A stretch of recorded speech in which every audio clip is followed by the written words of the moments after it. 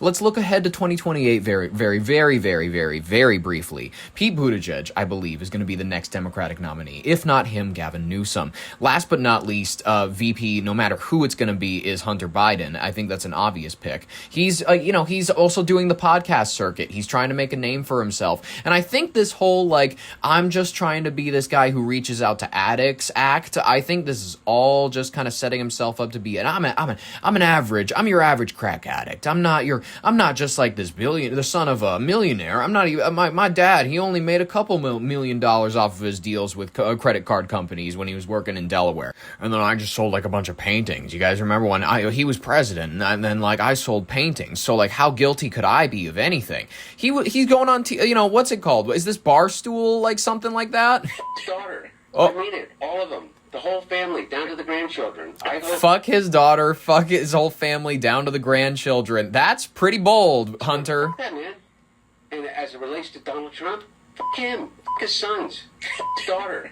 I mean it. All of them. The whole family, down to the grandchildren. I hope for Look, I'm going to interrupt him real quick. I'm going to interrupt, and I'm just going to say, I understand hating his sons. I understand people who gravely dislike his family. People who are like, well, I don't like his daughter because she just has no personality, and also she's somehow the worst person ever. And also a lot of people out there, there's a lot of Trump supporters that are like, I don't love the fact that he gave his daughter to a Jew, Jared Kushner. I was about to call him Garrett Kushner. Would that be a better name? I'm half convinced that would be a better name, but whatever. It doesn't really matter. Jared Kushner. People are upset that he gave Ivanka to a man who is, he's circumcised, but not because that's just what we do in America. He's circumcised for a reason. That's good for him. I'm happy about it.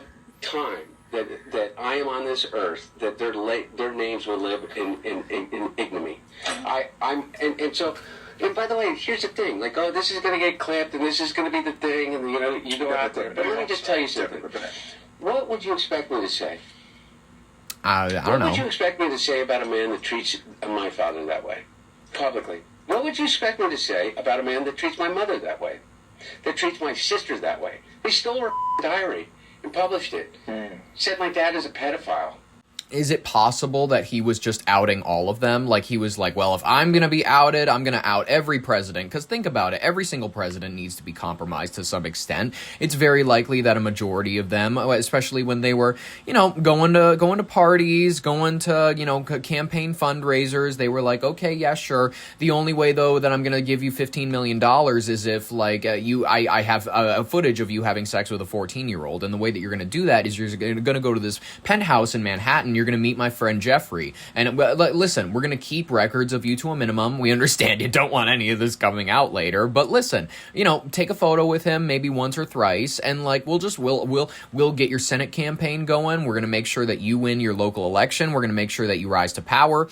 It's going to be tough. And that's what I think 2028 is going to be. I think that you're going to see a selection of whoever they've managed to compromise, that whoever they've managed to get compromise on. Maybe it's something relating to their ties with a person who has planes going places we have no idea about, people who own their own islands, have breeding programs, have underground laboratories where they experiment with, impregnating multiple women and then stealing the cells from the aborted fetuses, kind of in a Peter Nygaard fashion. We talked about him before, the Canadian fashion mogul, the guy who was he had the laboratories, he flew in the Bahamas, slept with underage girls, and then impregnated those girls, stole the aborted fetuses from those impregnated young girls, and then injected their stem cells in order to lengthen his life. It's pretty nutty. And you know what I mean? I know people want to talk about the Rolling Stones. They want to go, well, didn't Keith Richards get something like that for his heroin? Yeah, he did. It's pretty interesting. I don't know whether or not he's got the same kind of an operation going on, but I doubt anybody's looking into it anytime soon.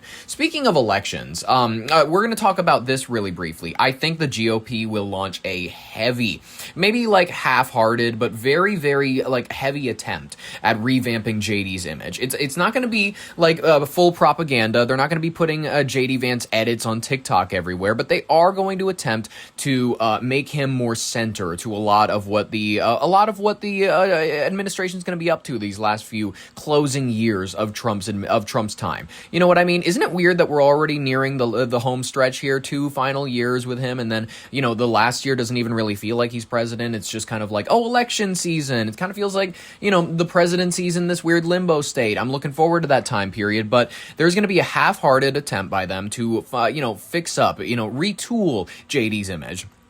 I think maybe they're going to encourage people to watch Hillbilly Elegy, which is a good movie directed by Ron Howard, Opie from Andy Griffith. He makes great films, so it was going to be good no matter what. Unfortunately, Glenn Close, Amy Adams, each of them disappear into their roles. What's her name? Glenn Close plays his grandma. She looks very much not like Glenn Close anymore. Amy Adams plays his strung out junkie mother, and she's great in it. She's she's fantastic. And I think his mom is sober still, but you know how sober is. You know what I mean? Sometimes it's like, well, she does cough syrup every day, but I don't know. Maybe she really is sober. I don't know, but how the Appalachian folk are. It's a great movie about the white trashy side of the country. Appalachian folk, like I was just talking about, the people who they ran to that region of the country from Kentucky after a mine collapsed in their local town. 25 dead. They had to shut down the whole operation. Tragedy. It's awful. But it's a reality that a lot of this country, deals with. And this movie does an all right job of showing. But keep in mind, it's a carefully groomed image. And maybe Ron Howard was deeply involved in it. He's a Democrat, so I don't see him really. I see him maybe getting pulled into it because of his Silicon Valley involvements. The fact that J.D. Vance is just a Peter Thiel risen candidate from the ashes. Literally, he's done nothing on his own. He's been propped up. Every job that he has had has been provided to him by the Silicon Valley types. So he's enigmatic because we have no idea who he truly is. It's very, and whoever wins this next election is unfortunately going to be a stand-in for those Silicon Valley guys. But think about this. They're going to tell people, watch Hillbilly Elegy. Look at Usha and his children. He's so happy. I'm sure Usha doesn't want him to run for president. That's exactly why I'm thinking they're more so lean. She does not want the family hate. She hates the fact that they're getting called race mixers. She doesn't like the fact that her half-Indian kids are being encouraged to convert and whatnot to the true religion, Catholicism.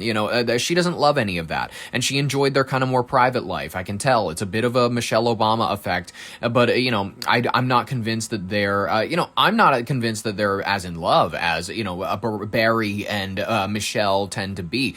On camera, they do a good job of looking like they like each other. You can tell who's in power in that relationship. In reality, I'm going to be honest with you, it's Mike. I'm going to be honest with you. They just give the energy where it's like he's always looking to Mike to see if his answer is satisfying him.